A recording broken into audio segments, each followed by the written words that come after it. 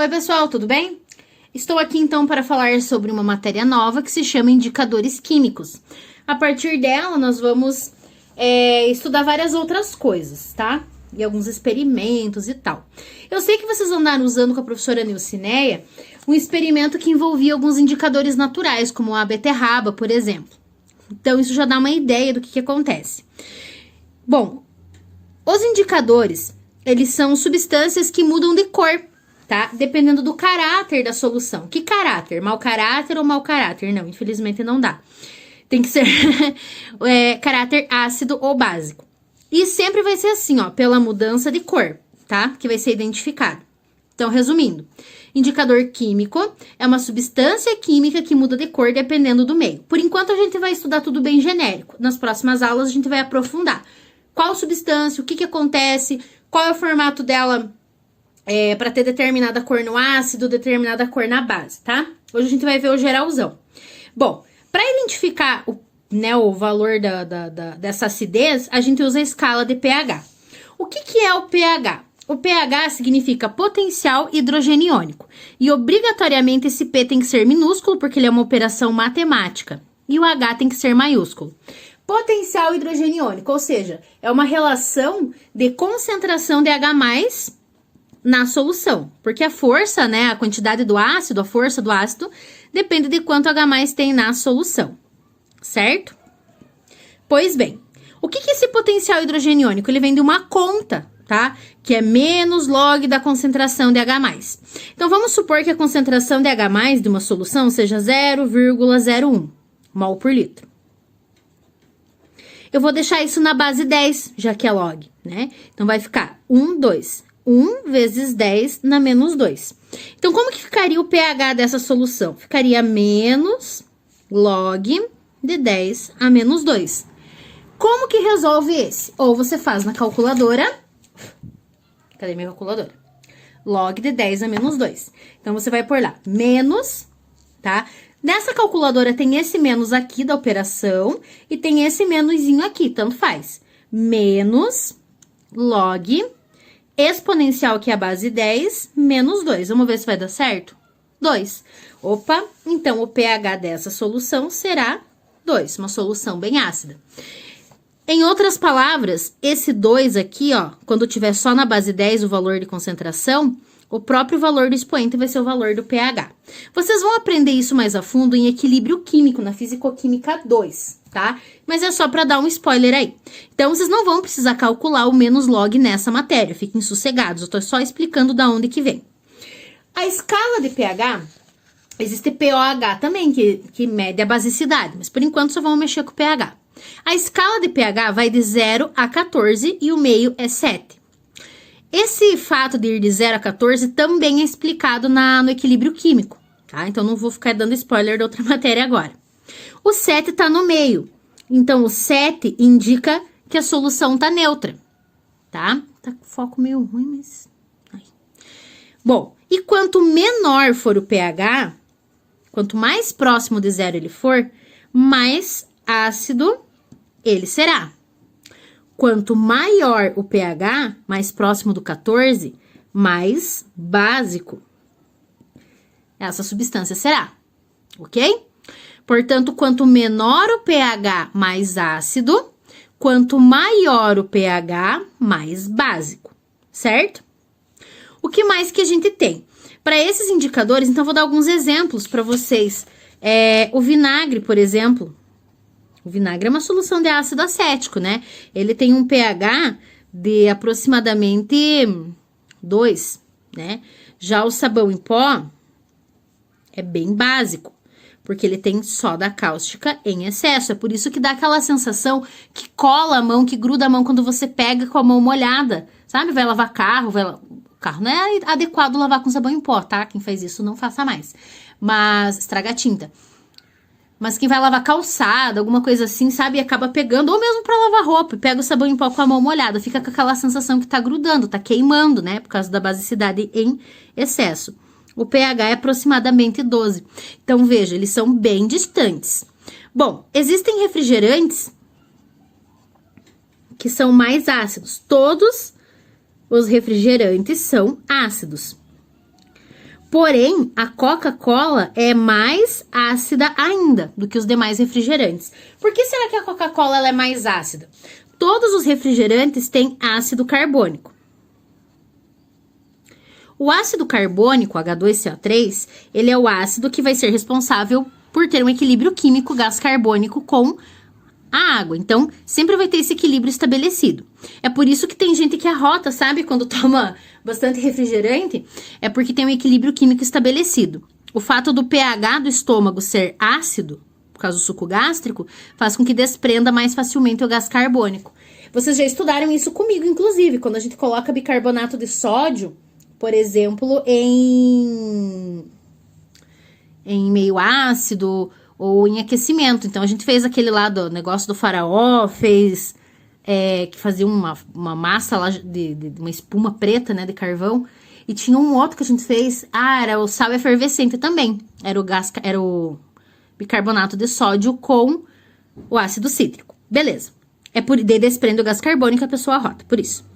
Só que na coca tem mais um ácido. Então, além do ácido carbônico, tem o ácido fosfórico. O ácido fosfórico, além de deixar o pH mais baixo, então lembra, ó, mais ácido não quer dizer que o pH é maior, é menor, tá? Dá uma bugada aí no cérebro, mas não tem problema. Aí, o que mais que acontece? Esse ácido fosfórico, além de reduzir um pouquinho o pH, ele deixa também a Coca-Cola um pouco mais perigosa para nós, porque esse ácido fosfórico, que é o H3PO4, ele adora, esse I1 fosfato, o PO4 adora cálcio. Então, para ele reagir com o teu cálcio dos ossos, ele é muito tranquilinho. Perigosíssimo dar Coca-Cola para criança, para nenê, tem gente que dá na mamadeira, tá? É mais comum do que a gente pensa. Vários de vocês talvez até já tenham feito. Com filho, irmão, sobrinho, enfim. Ok? Bom, aqui só alguns exemplos, tá? Tipos de indicadores, vamos conversar sobre. Tem alguns que são papéis, tá? A maioria deles são papéis, porque ele não estraga a amostra, você só mergulha e analisa a mudança de cor. Como que você faz um papel indicador? A solução da substância mergulhada no papel é seca e a gente vai tentar fazer isso, tá? E aí você mergulha e muda de cor, tá? Então, esses são os papéis. Só que tem vários tipos de papéis para vários tipos de indicadores. Então, por exemplo, tem o papel de tornassol, que eu já vou explicar o que é, vai ser o nosso primeiro tipo de indicador. Tem o papel universal de pH, que ele tem cor laranja, fiz uma pergunta sobre ele no final da aula. E aí ele tem tipo uma cartelinha, sabe? Tipo a cartelinha onde a gente guarda, eu não tenho uma amostra aqui, mas a cartelinha onde a gente guarda esses papéis indicadores, tem vários quadradinhos e aí com cores. Aí a cor que ficou, você compara aqui na cartelinha e vê que número que deu. Ah, deu aqui, número 8, por exemplo, tá? Tem a fita medidora de pH. Eu vou mostrar fotos pra vocês depois, vou mandar um resumo. É que fazia tempo que eu não gravava nenhuma aula mesmo. Essa fita medidora, ela tem vários indicadores nela, mais de um. Por que precisa de vários indicadores? Para garantir mais credibilidade. Então, ela é uma fitinha, tá? De plástico. E tem vários quadradinhos aqui, ó. Cada quadradinho é um tipo de indicador mergulhado numa solução.